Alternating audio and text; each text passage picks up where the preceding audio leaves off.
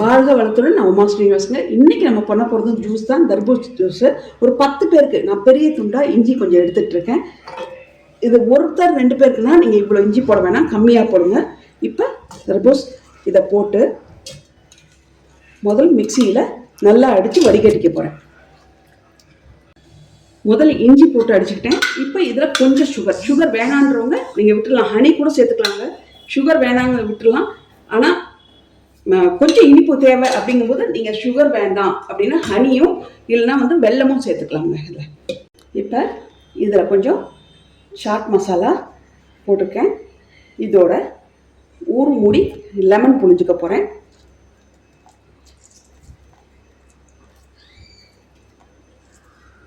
நம்ம நார்மலாக அடித்து சாப்பிட்றதோட இது கொஞ்சம் டிஃப்ரெண்ட்டாக இருக்கும், அதனால ரொம்ப நல்லாயிருக்கும். இதை கலந்துக்கிட்டு இதில் ஐஸ் க்யூப்ஸ்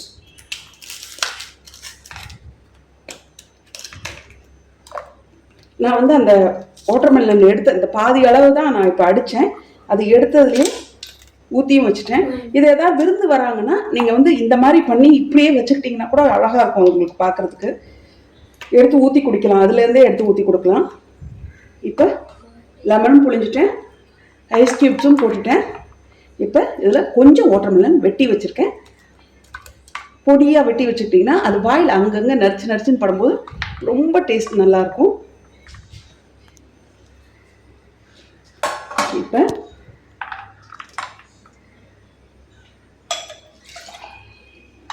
இதை ஊற்றி சர்வ் பண்ணி பாருங்கள். பிள்ளைங்கள்லாம் திருப்பி திருப்பி உங்களை கேட்பாங்க.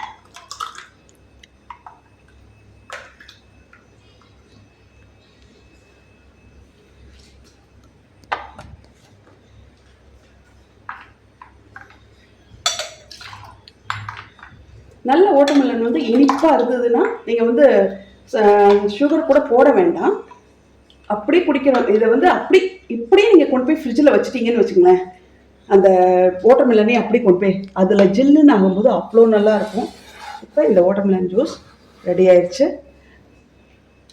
ட்ரை பண்ணி பாருங்கள், உங்களுக்கு அந்த வெயிலுக்கு ரொம்ப நல்லாயிருக்கும்.